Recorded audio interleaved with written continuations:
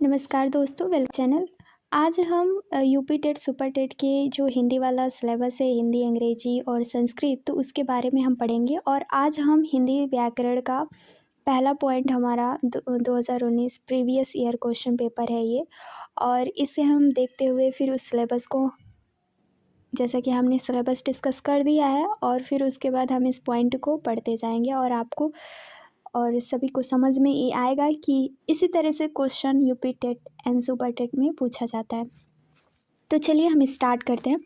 तो हमारा पॉइंट है, फर्स्ट हमारा पॉइंट है कि किस वर्ड में, यानी किस वर्ड का उदाहरण स्थान कंठ तालु से है। तो ए जो है वो कंठ तालु से है। इसका एक्सप्लेनेशन ये है कि कंठ और तालु में जीभ के स्पर्श से बोले जाने वाले वर्ड को ए बोलते हैं। सेकंड है कि निम्न में संयुक्त वर्ड का चयन कीजिए। संयुक्त वर्ड का चयन 6 होता है। तो संयुक्त यानी 6 जो है होता है वो संयुक्त वर्ड है, और क प्लस स को मिलाकर बना हुआ है 6। हिंदी भाषा में कौन सी ध्वनि जो दूसरी ध्वनियों की सहायता से बोली या लिखी जाती है उसको हम व्यंजन बोलते हैं। यानी व्यंजन वे होते हैं जिनका उच्चारण स्वरों की सहायता से होता है। प्रत्येक व्यंजन के उच्चारण में अ की ध्वनि छिपी होती है। तो हम हिंदी भाषा में यानी जो दूसरी ध्वनि में सहायता से बोली जा या लिखी जा सकती है उसे हम व्यंजन कहते हैं। नेक्स्ट पॉइंट है हमारा व का उच्चारण स्थान क्या है? दंतोष्ठ। जब आप व बोलोगे ना तो व तो दांत, यानी कि दांत से जीभ और ओठों के कुछ योग से बोला जाने वाला वर्ड दंतोष्ठ कहलाता है। जैसे व हो गया तो व इस वर्ग में शामिल है। हिंदी शब्दकोश में 6 का क्रम किस वर्ड के बाद आता है? तो क के बाद आता है। क के बाद 6 का क्रम आता है। जैसे कि डॉक्टर हरदेव बहारी के राज्यपाल हिंदी शब्दकोश के अनुसार सर्वप्रथम शब्द तत्पश्चात क के बाद 6 वर्ड आता है। नेक्स्ट है क का घोष वर्ड क्या होता है? क का तो म होता है। जिन ध्वनियों के उच्चारण में स्वर तंत्रियों में कंपन हो घोष वर्ड कहलाते हैं। हर वर्ग का तीसरा, चौथा, पांचवा व्यंजन इसके अंतर्गत आता है। इनमें से कौन सा संयुक्त व्यंजन नहीं है? तो हमें ये पूछा कि नहीं है, तो फ नहीं है बल्कि छ, त्र, ज्ञ ये संयुक्त व्यंजन है। तो संयुक्त व्यंजन कितने होते हैं? तो कुल 4 होते हैं। छ, त्र, ज्ञ और स्र ये किससे मिलके बने होते हैं? तो क प्लस स से 6 बना होता है, त प्लस र से त्र बना होता है, ज प्लस य से ज्ञ बना होता है, और स प्लस र से स्र बना होता है।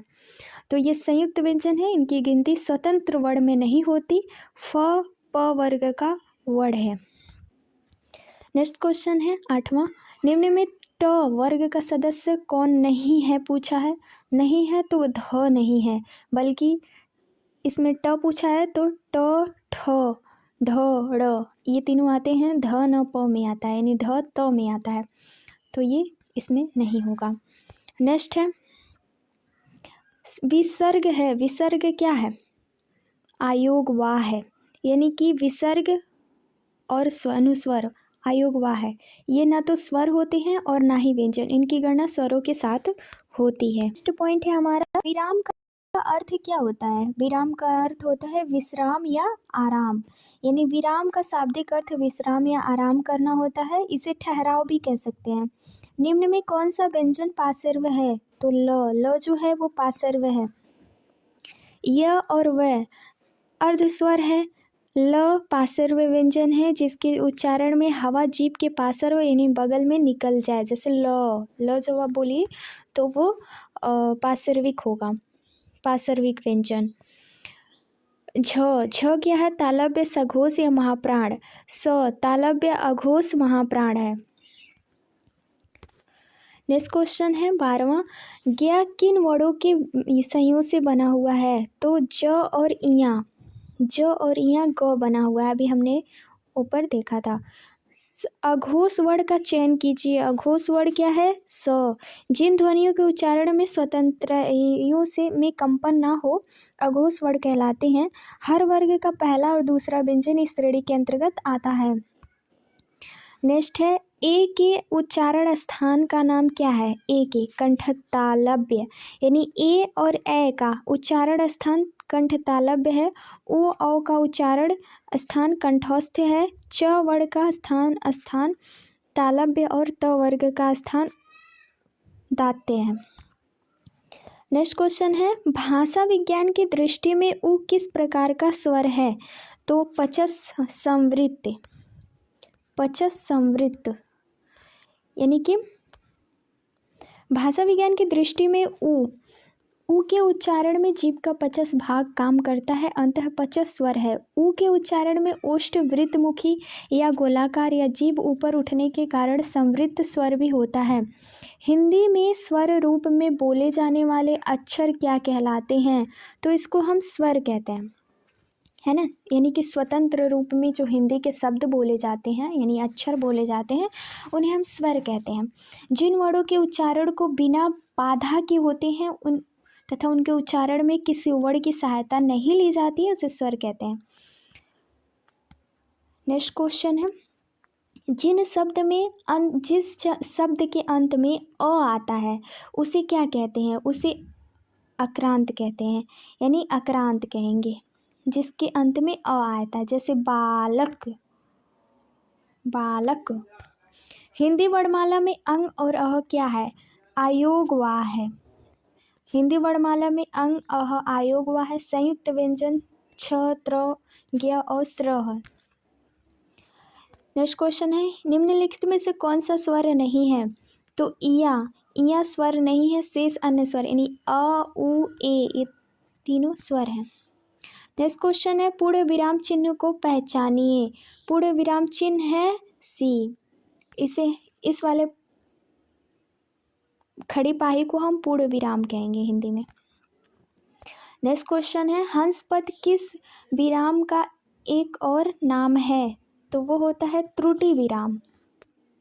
त्रुटि विराम के हंस पद भी होते हैं। जब लिखने पर कुछ छूट जाता है तो हम त्रुटि विराम इस तरह का हम करके, जैसे मोहन कल बाजार गया तो मोहन बाजार गया यहाँ पे हमने कल भूल गया तो यहाँ पे त्रुटि विराम इस चिन्ह को कहेंगे। स्कूल में कब गया, बालक स्कूल से कब आया में उचित विराम का चिन्ह लगा है। इसने कब यानी क्वेश्चन मार्क पूछा हुआ है, प्रश्नवाचक। कौन सी ध्वनि महाप्राण नहीं है? ज नहीं है। जैसे कि वे व्यंजन जिनके उच्चारण में श्वास अधिक मात्रा में निकलती है उन्हें महाप्राण व्यंजन कहते हैं। इनके अंतर्गत वर्णों के द्वितीय और चतुर्थ वर्ण में तथा समस्त उष्ण वर्ण यानी ख घ छ झ ट ठ थ ध फ म आदि आते हैं। इसी प्रकार वे व्यंजन जिसके उच्चारण में श्वास की मात्रा निकलती है उन्हें अल्प प्राण व्यंजन कहते हैं। इनके अंतर्गत वर्णों के प्रथम द्वितीय और पंचम वर्ण यानी क ग ड़ च ज इया ट ठ ड़ त द न प ब म आदि आते हैं। अंत अस्थ व्यंजन य र ल व भी अल्प प्राण व्यंजन है। अंतः ज महाप्राण व्यंजन नहीं है बल्कि अल्प प्राण व्यंजन है। नेक्स्ट क्वेश्चन है 24वां पूर्ण विराम का प्रयोग किया जाता है। वाक्य के अंत में पूर्ण विराम का प्रयोग किया जाता है। हिंदी व्याकरण में सर्वाधिक रूप से प्रयोग होने वाला विराम चिन्ह कौन सा है? तो अल्प विराम है। यानी हिंदी विराम यानी कि हम जब सबसे अधिक हम किस चिन्ह का प्रयोग करते हैं जब हम हिंदी में लिखते हैं तो उस पूर्ण विराम अल्प विराम होता है। नेक्स्ट क्वेश्चन है निम्न में कौन सा व्यंजन स्पर्शी संघर्षी है? स्पर्शी संघर्षी वह है जय, यानी जय व्यंजन स्पर्शी संघर्षी है। आधुनिक परिभाषा शब्दावली में स्पर्श संघर्षी 5 व्यंजन होते हैं च छ ज झ इया, यानी च वर्ग का जितना होता है उसे हम स्पर्शी संघर्षी कहते हैं। नेक्स्ट क्वेश्चन है हमारा उदाहरण चिन्ह का प्रयोग कब किया जाता है? तो जब किसी कथन का ज्यों का त्यों लिखा जाता है तब उदाहरण चिन्ह का प्रयोग किया जाता है। आहा कितना सुंदर पुष्प खिला है। आहा मतलब कि ये एक विस्मय बोधक का बता रहा है चिन्ह, तो यानी कि विस्मय बोधक का चिन्ह। आहा कितना सुंदर पुष्प खिला है, तो ये बोलते हैं। हिंदी वर्णमाला में व्यंजनों की संख्या कितनी होती है? 33 होती है। यानी हिंदी वर्णमाला में व्यंजन की संख्या कुल 33 होती है। इसके अतिरिक्त 2 उच्छेदित व्यंजन, 2 आयोगवाह, 4 संयुक्त क्षर व्यंजन और 11 मूल स्वरों को मिला देने पर हिंदी में कुल 52 वर्ण होते हैं। नेक्स्ट 33 यानी निम्न में विराम उप विराम चिन्ह कौन सा है? उप विराम चिन्ह के बारे में पूछ रहा है। तो उप विराम चिन्ह इसे कहते हैं, यानी कि विराम चिन्ह, इसका प्रयोग बहुधा शीर्षकों के अंत में किया जाता है। जैसे तुलसीदास एक महान कवि हैं तो हम उप विराम चिन्ह का प्रयोग करते हैं। नेक्स्ट है 2 शब्दों को जोड़ने के लिए कौन सा चिन्ह प्रयोग किया जाता है? तो वो माइनस, यानी 2 शब्दों को जोड़ने के लिए इस शब्द का प्रयोग किया जाता है। निम्न में कौन सा व्यंजन संघर्षी है? अभी हमने पढ़ा ह जो है वो संघर्षी है। स श श ह यानी छोटी सा बड़ा सा खटगड़वा वाला सा, जो ऊष्म व्यंजन होते हैं वो 4 होते हैं, है ना। संघर्षी ऊष्म व्यंजन 4 होते हैं, स श श ह। नेक्स्ट है हमारा अघोष वर्ण कौन सा है? अघोष वर्ण स जो है अघोष वर्ण है। नाद की दृष्टि में जिन व्यंजन वर्णों के उच्चारण में स्वर स्त्रीय झकृत नहीं होती वे अघोष वर्ण कहलाते हैं। प्रत्येक वर्ग का पहला व दूसरा वर्ण अघोष होता है। उदाहरण के लिए क, ख, च, ठ, त, थ, प, फ, स। नेक्स्ट क्वेश्चन है निर्देशक चिन्ह या रेखिका का प्रयोग किया जाता है संकेत के लिए। निर्देशक चिन्ह या रेखिका का प्रयोग संकेत के लिए किया जाता है। यथा शब्द के 2 भेद होते हैं, यानी सार्थक होता है और निर्थक होता है। नेक्स्ट क्वेश्चन है संक्षिप्त रूप से दिखने के लिए किस चिन्ह का प्रयोग किया जाता है? तो बी में जो डैश संक्षेपण चिन्ह का प्रयोग किया जाता है। नेक्स्ट क्वेश्चन हमारा है हिंदी वर्णमाला में व्यंजन कौन से हैं? हिंदी वर्णमाला में व्यंजन ऊष्म व्यंजन स। जब हम स बोलेंगे तो हमारे मुख से जो हवा निकलेगी वो गर्म वाली निकलेगी, इसीलिए हम उसको स ह बोलते हैं। हिंदी वर्णमाला यानी ऊष्म व्यंजन। हिंदी वर्णमाला में छ और ड के ठीक बीच में कौन सा अक्षर है? तो ईया। हिंदी वर्णमाला में अंतःस्थ व्यंजन कौन से होते हैं? य, र, ल, व। अगर हिंदी वर्णमाला में अंतःस्थ व्यंजन य, र, ल, व है तो स, ह ऊष्म व्यंजन है। छ, त्र, यज्ञ, श्री, शी ये संयुक्त व्यंजन है। दिवस में रिक्त स्थान पर उचित चिन्ह का प्रयोग कीजिए। दिवा और दिवस।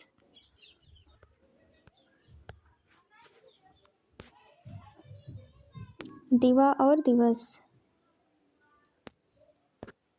सबसे पहले शब्द का अर्थ वही होगा, यानी कि सबसे पहले शब्द का अर्थ वही होगा जो दूसरे शब्द का अर्थ होगा, तो वहाँ वाचक समानता सूचक होगा चिन्ह का प्रयोग किया जाता है। रिक्त स्थान पर समानता सूचक का चिन्ह होगा यानी बराबर। लोप निर्देश का प्रयोग कहाँ किया जाता है? जब पूर्व बात की पुनरुक्ति करनी हो। जब पूर्व बात की पुनरुक्ति करनी हो तो 3 शब्द लिखकर बीच में लोप चिन्ह लगाया जाता है।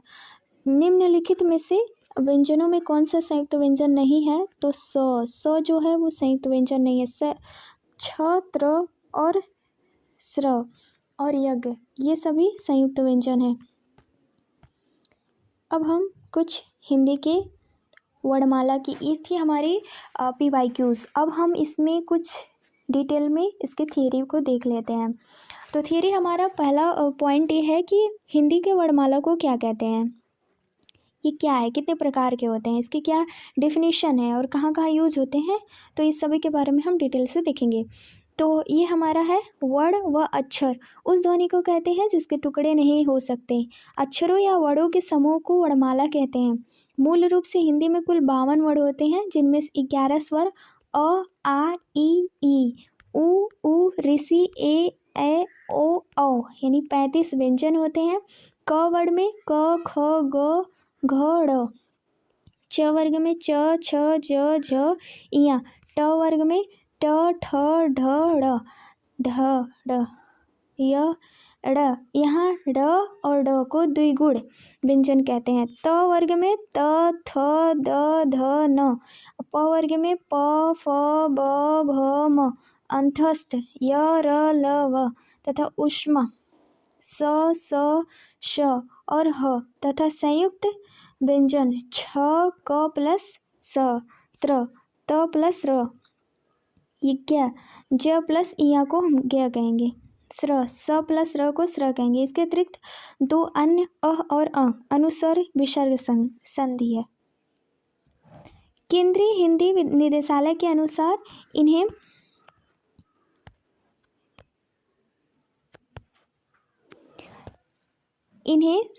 स्वर वर्णमाला में दिखाया जाना उचित नहीं है। वस्तुतः ये स्वर न होकर स्वर मिश्रित व्यंजन है जो पूर्ववर्ती स्वर के साथ ही उच्चारित हो सकते हैं।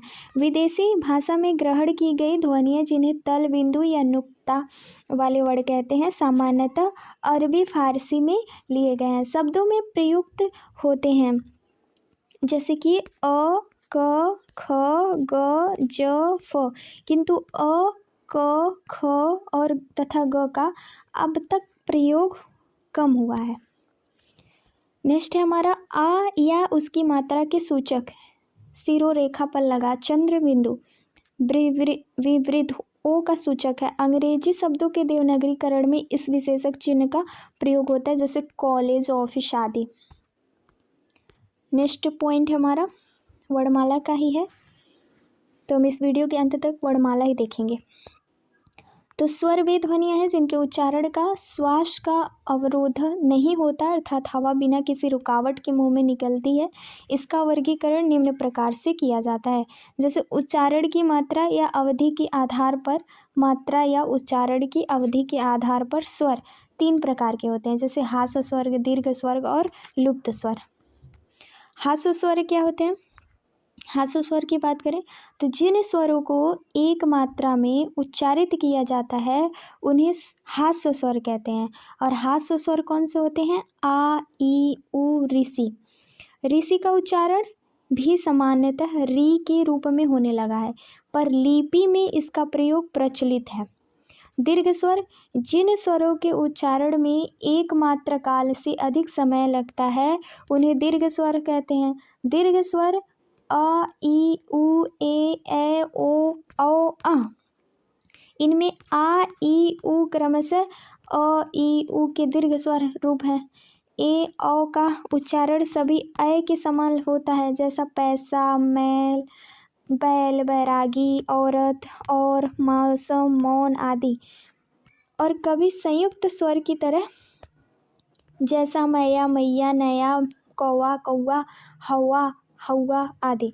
लुप्त स्वर संधि यानी कि इसमें स्वर यानी लुप्त स्वर त्रिमात्रिक स्वर जिन स्वरों के उच्चारण में दीर्घ स्वर से अधिक समय लगता है अथवा 3 मात्रा में जितना समय लगता है लुप्त स्वर यानी त्रिमात्रा स्वर कहते हैं। इसका प्रयोग बहुधा रोने, गाने, चिल्लाने अथवा दूर से पुकारने के लिए होता है। नाटक के संवादों में इसका प्रयोग किया जाता है। र श। नेक्स्ट है अनुनासिकता के आधार पर उच्चारण की दृष्टि में स्वरों को 2 रूप में अनुनासिक और निरानुनासिक। अनुनासिक स्वर क्या होता है? जब स्वर का उच्चारण करते समय कुछ वायु मुख से बाहर कुछ नासिक से निकलती है तब वो है अनुनासिक स्वर कहलाती है। लिपि और अनुनासिक इंगित करने के लिए स्वर के ऊपर चंद्र बिंदु लग देते हैं जैसे हंसना, चांद, ऊंट आदि। यहाँ वर्ण की सिरोरेखा के ऊपर मात्रा लगी होती है जहाँ चंद्र बिंदु की जगह अनुस्वर का चिन्ह लगाना मान्य हो जाता है जैसे मैं, चौकाना आदि। नेक्स्ट है हमारा निरनुनासिक स्वर। जब स्वर का उच्चारण करते समय वायु केवल मुख में निकलती हो तो निरनुनासिक स्वर या मौखिक स्वर कहलाता है। अ से औ तक सभी स्वर निरनुनासिक हैं। जिन ध्वनियों का उच्चारण करते समय श्वास मुख विवर के कंठ तालु आदि किसी अवयव से बाधित होकर निकलती है उन्हें व्यंजन कहते हैं। विभिन्न आधारों पर व्यंजनों का वर्गीकरण इस प्रकार है। नेक्स्ट है स्थान के आधार पर व्यंजन, यानी कि स्थान के आधार पर व्यंजनों का उच्चारण कंठ, जिह्वामूल, तालु, मूर्धा, दांत, वत्स, दांतमूल, ओष्ठ, दंतोष्ठ और नासिका से होता है। इन उच्चारण स्थानों के आधार पर व्यंजनों को कंठ, जिह्वामूलीय, तालव्य, मूर्धन्य और दंत, वत्स्य, दंतमूलीय, ओष्ठ्य, दंतोष्ठ और नासिक्य इन 9 वर्गों में रखा गया है। जैसे कि कंठ में अगर हम देखें तो क, ख, ग, घ, ड़, ह ये गले से निकलता है। जिह्वामूलीय जीभ से, क, ख, ग गले से थोड़ा नीचे निकलता है। तालव्य क्या होता है? तालव्य च, छ, ज, झ, य, स तालु से निकलता है। नेक्स्ट है मूर्धन्य ट, ठ, ड, ड़, स मूर्धा से निकलता है। दंत दांत से, त, थ, द, ध, न दांतों से निकलता है। वत्स्य स, ज, र, ल दंतमूल से यहाँ ऊपर का मसूड़ा व दांत मिलते हैं। ओष्ठ से, ओठ से दोनों ओठों से, प, फ, ब, भ, म दंतोष्ठ से, दंतोष्ठ यानी निचले ओठों के ऊपर के दांतों से व और फ निकलता है। नसिका नाक से, ढ, य, ड, न, म मुख और नसिका दोनों से प्रत्येक वर्ण का अंतिम वर्ण है। प्रत्यय के आधार पर देखें तो ध्वनियों को 3 प्रकार, श्वास प्राण की मात्रा के आधार पर, स्वतंत्र श्वास के कंपन के आधार पर, जिह्वा अन्य अवयवों द्वारा श्वास के अवरोध के आधार पर। श्वास प्राण की मात्रा के आधार पर व्यंजनों को 2 भेदों, अल्प प्राण वे व्यंजन जिनके उच्चारण में वायु की मात्रा कम होती है जैसे क, ग, ढ, च, ज, इ, ट, ठ, ड़, त, द, न, प, ब, म अर्थात वर्गों के प्रथम, तृतीय और पंचम वर्ण। इसके अतिरिक्त ड़, य, र, ल, व भी अल्प प्राण व्यंजन हैं। महाप्राण वे व्यंजन जिनके उच्चारण में श्वास की मात्रा अधिक होती है जैसे ख, ग, छ, झ, ट, ठ, ढ, थ, ध, फ, ब, भ अर्थात वर्णों के द्वितीय और चतुर्थ व्यंजन। इसके अतिरिक्त ह भी महाप्राण है। स्वतंत्री में सांस का कंपन, इस आधार में व्यंजन दो भागों में बांटा गया, अघोष और सघोष। अघोष जिन ध्वनियों के उच्चारण में स्वतंत्रियों में कंपन नहीं होता, क, ख, च, झ, ट, ढ, त, थ, प, फ वर्णों के प्रथम और द्वितीय वर्ण। इसके अतिरिक्त क, ख, फ, स भी अघोष व्यंजन हैं। सघोष व्यंजन जिन ध्वनि के उच्चारण में स्वतंत्रियों में कंपन होता है जैसे ग, घ, ड़, ज, झ, इ, ट, ड, ढ, ड़, द, ध, न, ब, भ, म वर्णों के तृतीय, चतुर्थ, पंचम वर्ण। इसके अतिरिक्त य, र, ल, व, ह भी सघोष, र, ल, वह भी सघोष व्यंजन है।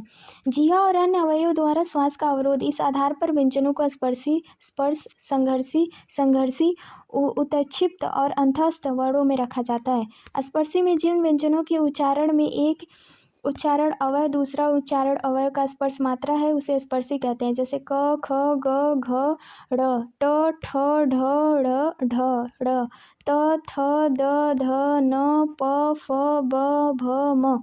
स्पर्शी संघर्ष जिन व्यंजनों के उच्चारण में एक उच्चारण अवयव दूसरे उच्चारण अवयव को इस प्रकार स्पर्श करता है कि श्वास के कुछ संघर्ष यानी रगड़ के साथ निकलती है जैसे च, छ, ज, झ, इ। संघर्षी व्यंजन जिन व्यंजनों के उच्चारण में श्वास रगड़ खाकर निकलती है, रगड़ के कारण श्वास में ऊष्मा निकलती है, उस स, श, ह, ख, ग, ज, फ संघर्षी ध्वनियाँ कहलाती हैं।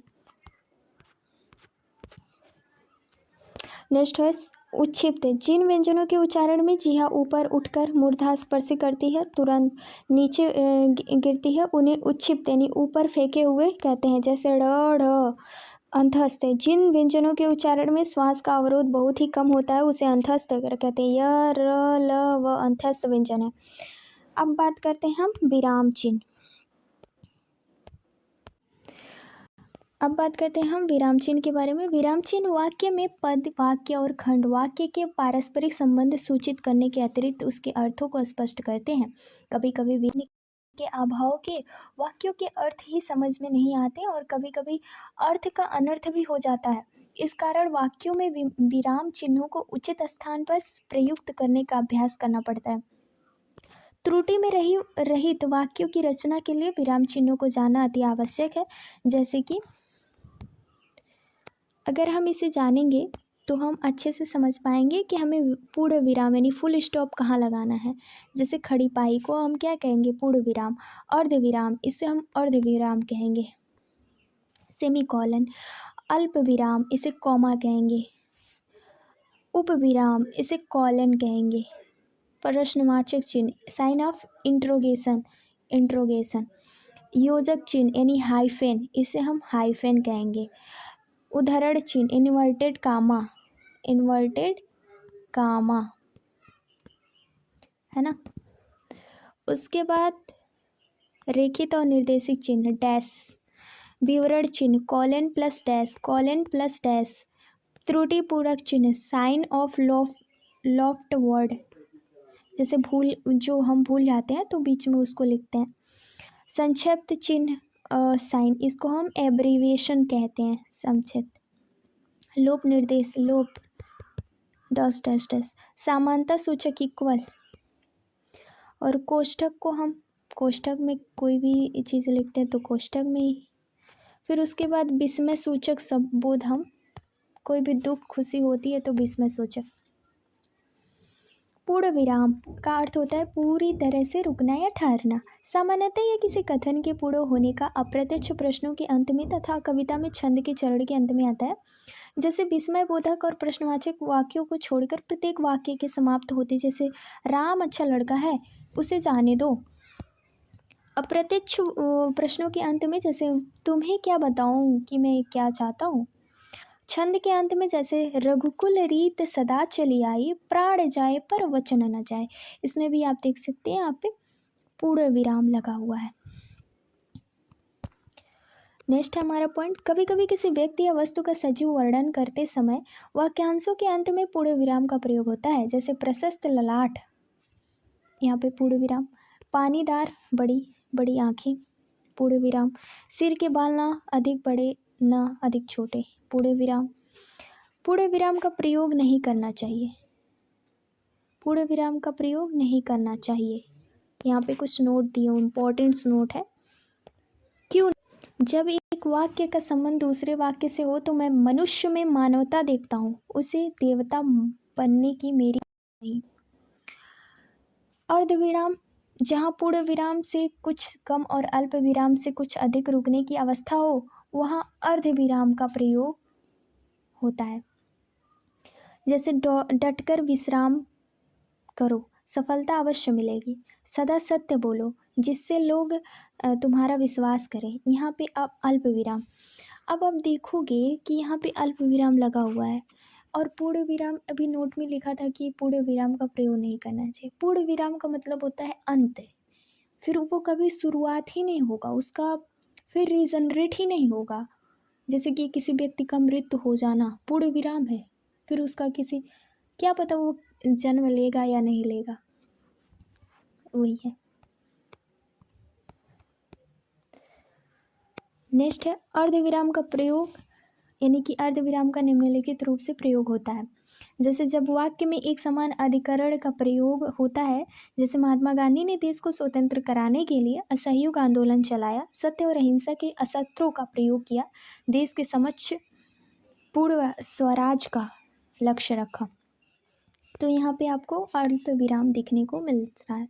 मिश्रित और संयुक्त वाक्यों में विरोध और वैतरी का प्रकट करना, जैसे कि वह कष्ट सहता रहा, लोग आनंद लेते रहे।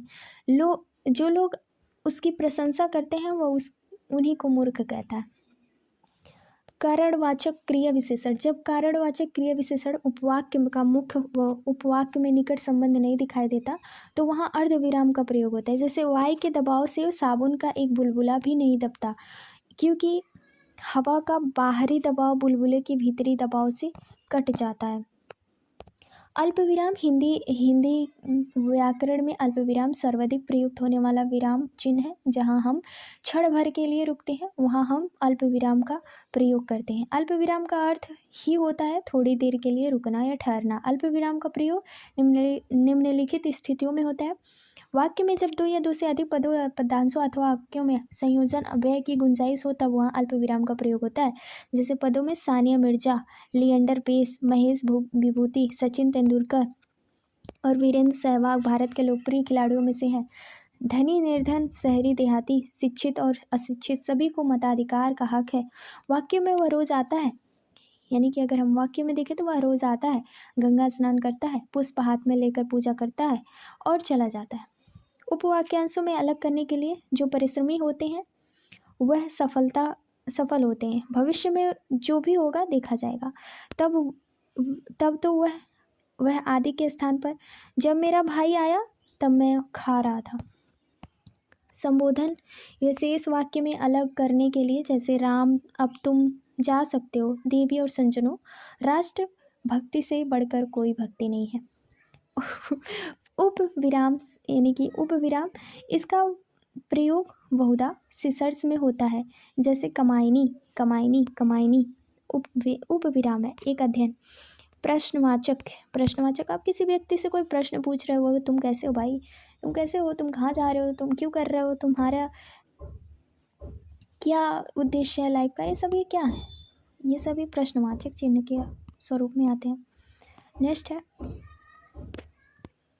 अनिश्चय की स्थिति में उत्पन्न होने वाला, जैसे आप शायद दिल्ली के रहने वाले हैं। व्यक्तियोक्ति यानी व्योक्ति होने पर आतंकवाद ही श्रेष्ठ जन सेवा है ना। आतंकवाद तो कभी हो नहीं सकता। योजक चिन्ह यानी हिंदी व्याकरण में अल्प विराम के बाद योजक चिन्ह सर्वाधिक उपयुक्त होने वाला विराम चिन्ह है। योजक चिन्ह का प्रयोग, योजक चिन्ह दो विपरीत शब्दों का जोड़ता है, जैसे आगा पीछा, ऊंचा नीच, हानि लाभ, जीवन मरण, यश अपयश, आकाश पाताल। ये दो शब्दों से को जोड़ता है और दोनों को मिलाकर एक समस्त पद बनाता है, लेकिन दोनों का स्वतंत्र अस्तित्व बना रहता है। धर्म अधर्म, माता पिता, पाप पुण्य। योजक चिन्ह का प्रयोग द्वंद्व समास में सर्वाधिक होता है, इसलिए योजक चिन्ह को सामसिक चिन्ह भी कहते हैं। जैसे साग पात, हंसी खुशी, कपड़ा लत्ता, भूत प्रेत, नौकर चाकर, जीव जंतु, दीन दुखी। जब दो विश्लेषण पदों का संज्ञा के अर्थ में प्रयोग हो या योजक चिन्ह लगता है, जैसे लूला लंगड़ा, भूखा प्यासा, अंधा बहरा। दो शब्दों में जब एक सार्थक और दूसरा निर्थक हो तो वहाँ भी योजक चिन्ह लगाया जाता है, जैसे पानी वानी, चाय वाय, लट्टा पुट्टा, परमात्मा परमात्मा। नेक्स्ट है हमारा, जब संयुक्त क्रियाएं एक साथ प्रयुक्त हो तब दोनों के बीच संयोजन चिन्ह का प्रयोग होता है, जैसे मारना पीटना, समझना बूझना, रहना सहना, सोना जगना। रीतिवाचक के और परिणामवाचक क्रिया विशेषण प्रयुक्त हो और अवयवों में क, न, से, ही आदि के बीच योजक चिन्ह लगाया जाता है, जैसे कुछ न कुछ, जो कहते हो, आप से आप ही आप, जैसे तैसे, वहाँ थोड़ा बहुत, ये सब हम बोलते हैं तो योजक चिन्ह रीतिवाचक चिन्ह कहलाता है। जहाँ से द्विरुक्त अर्थात उन्हीं शब्दों का पुनः आगमन, वहाँ योजक चिन्ह का प्रयोग होता है, जैसे ढूल मूल, घाट घाट, उठते उठते, चलते चलते, चप्पा चप्पा, चप्पा चप्पा, चरखा चले, और कड़ कड़, द्वार द्वार, घर घर, गांव गांव, शहर शहर आदि। जब क्रिया की मूल धातु के साथ प्रेरणा यानी कि प्रेरणार्थक क्रियाएं आए वहाँ भी सार्थक चिन्ह का प्रयोग होता है, जैसे सीखना सिखाना, पीना पिलाना, गिरना गिराना, उड़ना उड़ाना। जब दो प्रेरणार्थ क्रियाएं एक साथ आए और योजक चिन्ह का प्रयोग होता है, जितना जिताना, जितवाना, चलना चलवाना, काटना कटवाना, डरना डरवाना। विशेषण जब निश्चित संख्यावाची हो और दो पद एक साथ प्रयुक्त हो तब दोनों के बीच योजक चिन्ह लगता है, जैसे 10 20, पहला दूसरा, 1 1, 2 4, 1 2।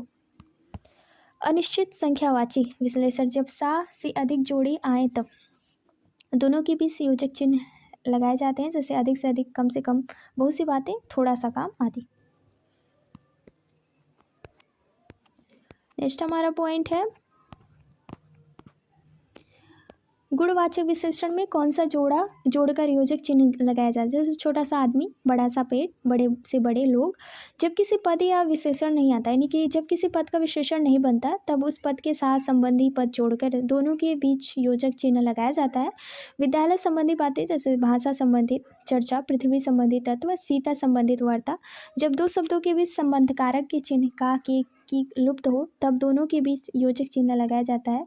ऐसे शब्दों को हम संधि या सामस के नियमों में अनुशासित नहीं कर सकते। इसके दोनों पद स्वतंत्र होते हैं, जैसे संत मंत, मानव शरीर, शब्दभेद, रावण वध, लीता भूमि, विचार श्रृंखला, प्रकाश स्तंभ, कृष्ण लीला, राम नाम, जहाँ योजक चिन्ह का प्रयोग नहीं करते। कर्म धारण सामस के बने शब्दों में योजक चिन्ह का प्रयोग नहीं करते। यहाँ कुछ स्पष्ट शब्द हैं, जैसे कि अशुद्ध को और शुद्ध के बारे में बताया है। अशुद्ध है डाक और गाड़ी, डाक गाड़ी, धर्मशाला, धर्मशाला, तो आप ऐसे लिखोगे तो ये शुद्ध है, और ऐसे लिखोगे तो अशुद्ध है। अव्यय भाव सामस में या योजक चिन्ह का प्रयोग नहीं करते, जैसे यथाशक्ति अशुद्ध है, यथाशक्ति, पहले पहल, पहले पहल, दोनों को हम जोड़ देते हैं तो ये हो गया हमारा शुद्ध। द्विगु सामस से बने सामसिक पदों में योजक चिन्ह का प्रयोग नहीं करते। अशुद्ध नवग्रह, नवग्रह, पंचवटी, तो जो जुड़ गया वो है सही, जो नहीं जुड़ा वह है गलत। उदाहरण चिन्ह दो रूप, इकहरा और दोहरा। जहाँ किसी पुस्तक में कोई वाक्य या अर्थवर्ण जो कहते उद्धृत की जाए, वहाँ दोहरे उदाहरण चिन्ह का प्रयोग होता है, और जहाँ कोई विशेष शब्द, पद, वाक्य, खंड इत्यादि उद्धृत किया जाए, वहाँ इकहरे शब्द लगते हैं। जैसे स्वतंत्र भारत हमारा जन्म सिद्ध अधिकार है। निराला छायावाद के क्रांतिदर्शी कवि थे। उर्वशी दिनकर की कालजयी रचना है। नेक्स्ट पॉइंट है लेखक का उपनाम, पुस्तक, समाचार पत्र, लेख का शीर्षक इत्यादि उद्धृत करते समय इकहरे उदाहरण चिन्ह का प्रयोग करते हैं। दैनिक जागरण एक राष्ट्रीय दैनिक समाचार पत्र है। कामयानी प्रसाद की एक अमूल्य कृति है। संधि, कहावत और महत्वपूर्ण कथन। गीता का वचन है, कर्म करो किंतु फल की इच्छा ना करो। प्रेमचंद कथन है कि जब तक पैरों तले गर्दन, तब तक उसे सलाहना ही श्रेयस्कर है। नेक्स्ट पॉइंट है हमारा रेखिका और निर्देश चिन्ह, यानी जिन चिन्हों का प्रयोग संकेत के लिए होता है, जैसे शब्द के दो भेद होते हैं, सार्थक और निर्थक। विवरण चिन्ह, विवरण चिन्ह जहाँ किसी चीज का विवरण दिया जाता है, वहाँ इसका प्रयोग होता है। गंग खंड का भावार्थक। त्रुटिपूर्वक चिन्ह, त्रुटिपूर्वक, जिसे हंस पद भी कहा जाता है। जब हम लिखने में कुछ त्रुटि करते हैं तब वहाँ पे इसका प्रयोग करते हैं। संक्षिप्त सूचक चिन्ह, शब्दों का संक्षिप्त रूप दिखने के लिए इसका प्रयोग किया जाता है। BBC ब्रिटिश ब्रॉडकास्टिंग कॉरपोरेशन संवृत है। कपाऊ, कृपया पन्ना उलटिए, डॉक्टर, डॉक्टर। लोप निर्देश डॉट डॉट डॉट, इसका प्रयोग जब पूर्ण बात पुनरुक्त करनी हो तो इस बात को आरंभ के 2-3 शब्द लिखकर बीच में डैश डैश लगा देते हैं, उसे लोप चिन्ह के दिए जाते हैं।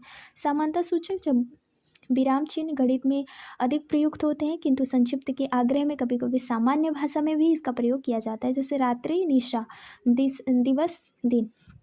कोष्ठक का प्रयोग, कोष्ठक का प्रयोग भी गणित में होता है, लेकिन कोष्ठक का प्रयोग कोष्ठक ऐसी जानकारी के लिए रखी जाती है जो मुख्य वाक्य का अंग होता है, उसे ही पृथक की जा सकती है। जैसे शुक्ल, यानी कि आचार्य रामचंद्र शुक्ल को जानते हैं।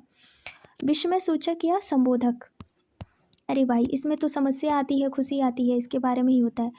जब आप विस्मय संबोधक समझ में आए तो इसमें हम आश्चर्य आदि का बोध कराने वाले 2 बंदों का अंत में आह कितना सुहाना मौसम है, ओह कितना अच्छा लड़का है, संबोधन के लिए कहते हैं। श्याम अब तुम पढ़ो, श्याम अब तुम पढ़ो, जहाँ अपने से छोटे के प्रति शुभकामनाएं या संभावनाएं प्रकट होती हैं, उसे हम विस्मय बोधक कहते हैं।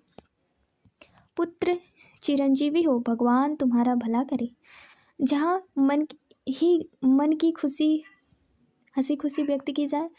कैसा निखरा रूप है, वाह तुमने क्या रूप पाया है, तुम कितनी सुंदर हो, तुम्हारी आवाज़ कितनी प्यारी है, वाह क्या आवाज़ है। अब हम बात करते हैं अभ्यास। अब अभ्यास की बात करें तो हिंदी वर्णमाला को कितने प्रकार से विभाजित किया जा सकता है? तो वह 2 प्रकार से, स्वर और व्यंजन। नेक्स्ट है, हिंदी में प्रयोग होने वाले वर्ड कितने होते हैं? 52। ई उ क्या है? स्वर है। इनमें से कौन है? ज है व्यंजन, बल्कि सभी स्वर हैं। आ उ ए स्वर है। स्वरों की संख्या कितनी होती है? 11। अ आ ई उ ऋषि ए औ ये स्वर है। व्यंजनों की संख्या कितनी होती है? 33। क प्लस स मिलकर क्या बनेगा? झ छ झ।